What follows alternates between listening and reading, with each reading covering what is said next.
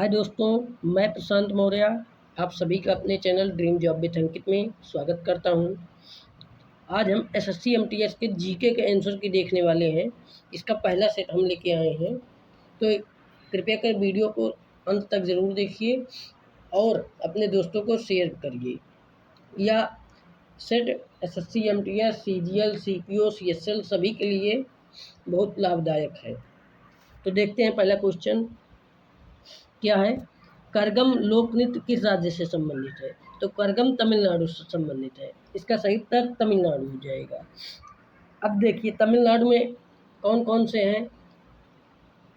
करगम, भरतनाट्यम, कोलट्टम तमिलनाडु के हैं।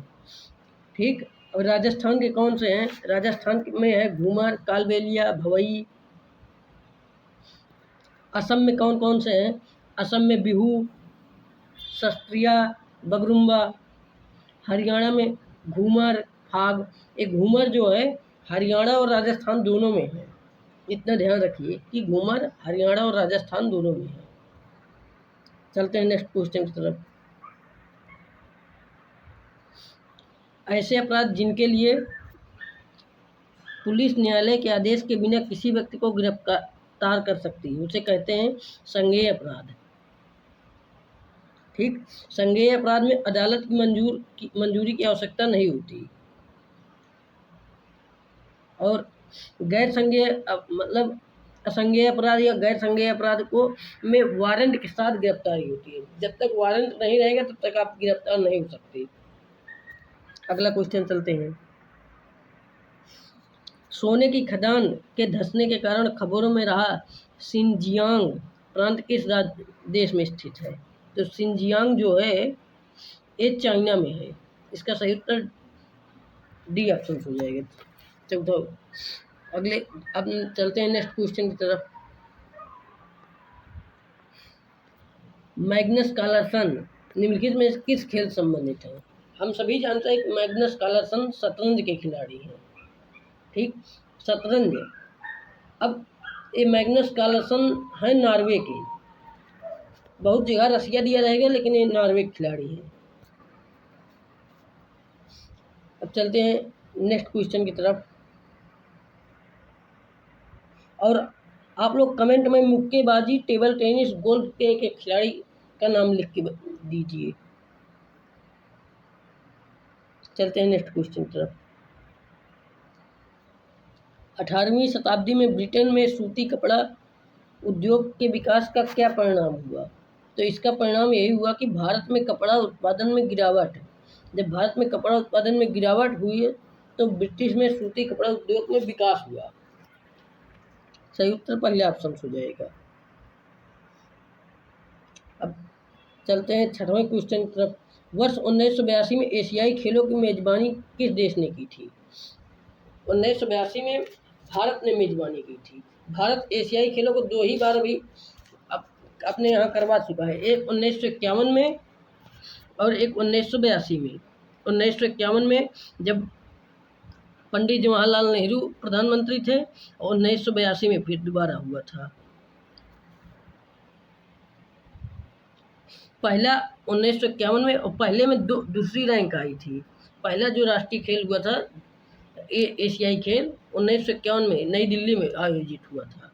इसमें भारत की रैंक दूसरी थी और 1982 में भी भारत में हुआ था। चलते हैं अगले क्वेश्चन की तरफ।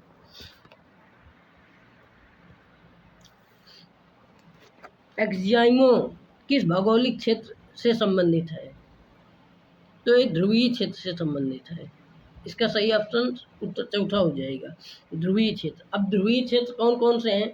आर्कटिक है, अंटार्कटिक है और शुष्क क्षेत्र क्या है? शुष्क क्षेत्र रेगिस्तान जहाँ होते हैं वहाँ शुष्क क्षेत्र होते हैं। और सवाना के घास के मैदान ब्राज़ील में सवाना के घास के मैदान को कंपोस्ट कहा जाता है। ठीक। ये ब्राज़ील में पाया जाता है सवाना के घास के मैदान। इसे यहाँ कंपोस्ट कहते हैं। चलते हैं अगले क्वेश्चन की ओर। भारतीय संविधान की प्रस्तावना में डैश किसी व्यक्ति की गरिमा को सुनिश्चित करता है?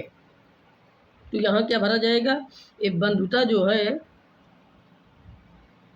बंधुता किसी व्यक्ति की गरिमा को सुनिश्चित करता है। इसका सही उत्तर तीसरा ऑप्शन हो जाएगा, बंधुता।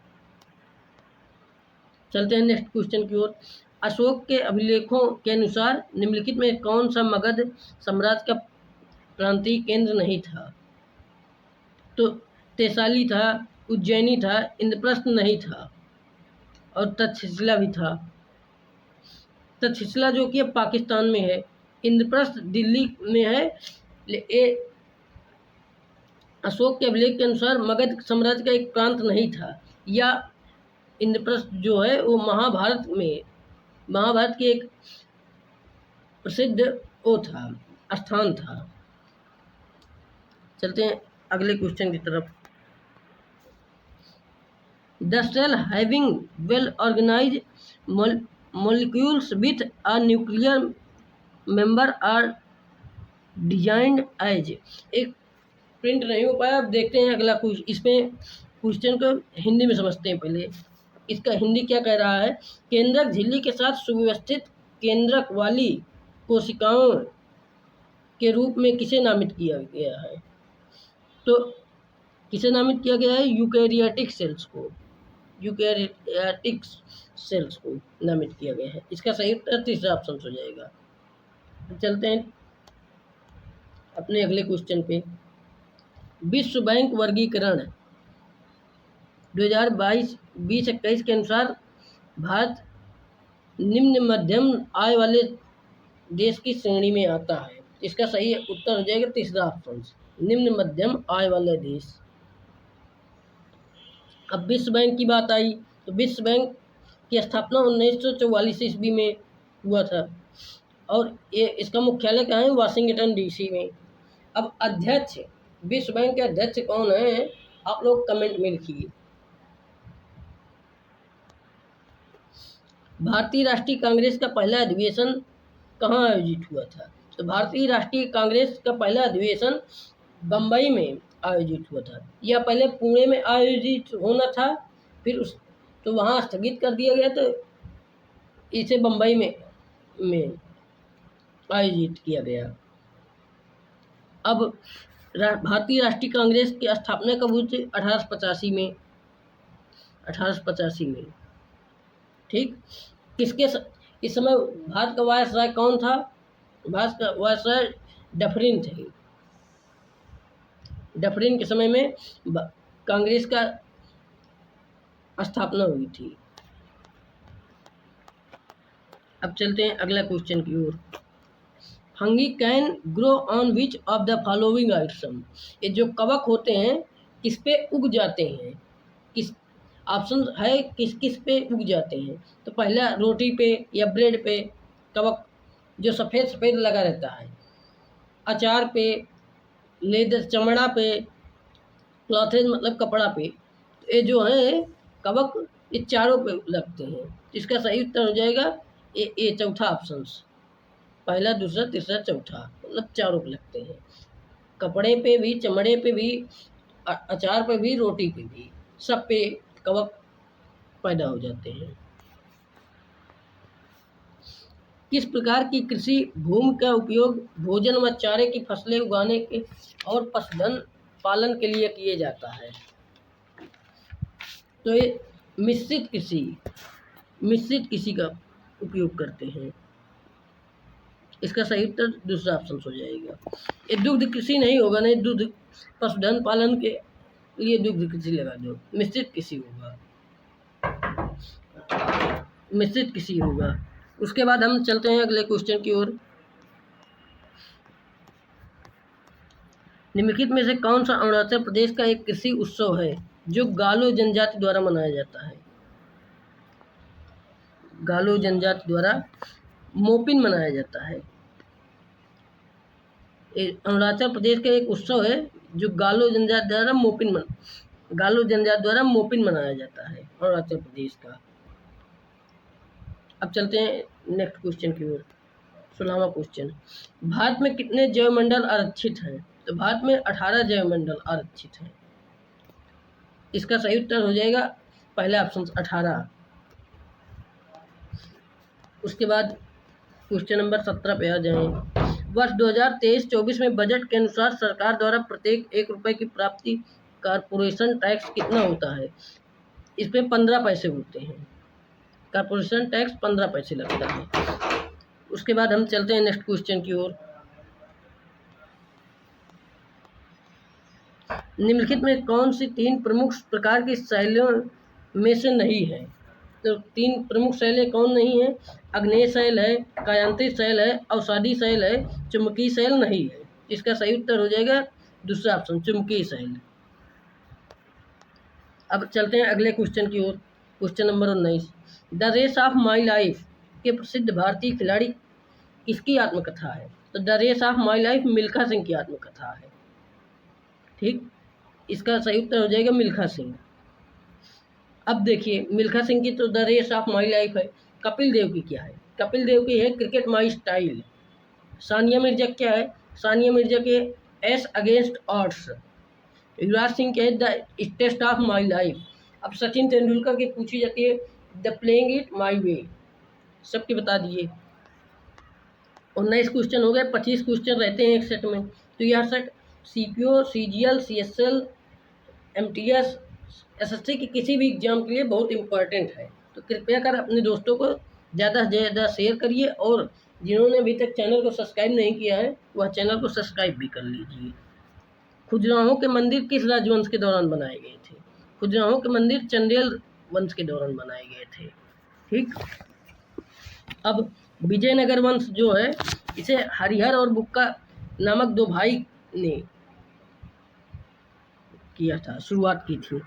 विजयनगर साम्राज्य के प्रमुख शासक कृष्णदेव राय आता है एग्जाम में कि कृष्णदेव राय किस नगर के संस्थापक थे, किस वंश के, मतलब किस वंश के प्रमुख शासक थे? तो विजयनगर वंश के प्रमुख शासक थे कृष्णदेव राय। और कभी कभी क्वेश्चन पूछ लेता है कृष्णदेव राय किसके समकालीन थे?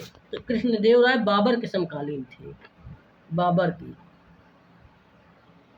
बाबर के समकालीन थे कृष्णदेव राय। अब चलते हैं अगला क्वेश्चन।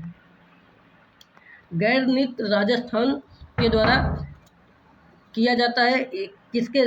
तो जो गैर नृत्य है ये भील द्वारा किया जाता है। भील द्वारा गैर नृत्य किया जाता है। अब राजस्थान के कुछ और नृत्य जानते हैं। गौरी, हाथी माना, गैर। ये जो गौरी, हाथी माना, गैर, ये सब भील द्वारा किया जाता है। ठीक, और राजस्थान में और भी नृत्य किए जाते हैं, जैसे भवई, कालबेलिया। ये जो गुज्जर जो द्वारा होता है इसे चारी करते हैं। चारी गुर्जर द्वारा होता है। अब अगला क्वेश्चन चलते हैं। दक्कन में मराठों द्वारा वसूले जाने वाले भू राजस्व के 25% को क्या कहा जाता है? तो भू राजस्व के 25% को चौथ कहा जाता है। चौथ मतलब 1/4, चौथ कहा जाता है इसे। पहला ऑप्शन हो जाएगा। अब देखिए, सरदेश मुखी जो है ये इम्पोर्टेंट है, ये CPO में भी आया था। तो सरदेश मुखी 25% से 10% और जो एक्स्ट्रा लिया जाता था उसे सरदेश मुखी कहते हैं। मतलब चौथ से 10% और एक्स्ट्रा लिया जाता था तो उसे सरदेश मुखी कहते हैं। अब मैथ के स्टूडेंट बताएं कि 25% और 10% का सक्सेसिव कितना होता है, कमेंट में लिखें। 25% लगा फिर 10% का लगा तो कितना होगा, कमेंट में लिखें। अगला क्वेश्चन चलते हैं 23 नंबर।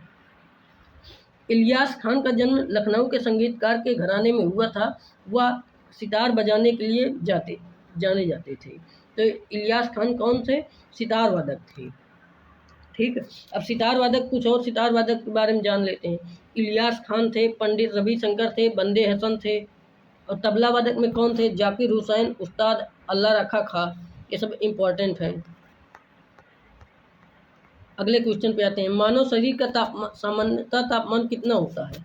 मानव शरीर का तापमान 37 डिग्री सेल्सियस होता है। 37 डिग्री सेल्सियस या 98.6 डिग्री फ़ारेनहाइट, दोनों भी लिखा जा सकता है। 37 डिग्री सेल्सियस या 98.6 डिग्री फ़ारेनहाइट, वो ऐसे लिखा रहेगा, लिख के बता दे रहे हैं। 98.6 डिग्री यफ लिखा रहेगा। अब अगला क्वेश्चन चलते हैं। 25 अगस्त 2022 में भारत के प्रधानमंत्री ने होमी भाभा कैंसर अस्पताल का उद्घाटन किया। यह कहाँ था? यह पंजाब के मोहाली में था। पंजाब के मोहाली में था। ठीक। अब पंजाब का आ गया तो पंजाब की राजधानी चंडीगढ़, और पंजाब के मुख्यमंत्री भगवंत मान, और राज्यपाल कौन है? BL पुरोहित हैं। अब इसी तरह हम SSC MTS के पूरे सेट के आंसर की डेली कराते रहेंगे, तो आप लोग चैनल को सब्सक्राइब कर लें और अपने दोस्तों को ज़्यादा से ज़्यादा शेयर करें। अपने फ़ोन में व्हाट्सएप पे, फेसबुक पे सभी जगह शेयर कर दें। वीडियो पूरा देखने के लिए बहुत बहुत धन्यवाद। आपका दिन शुभ हो।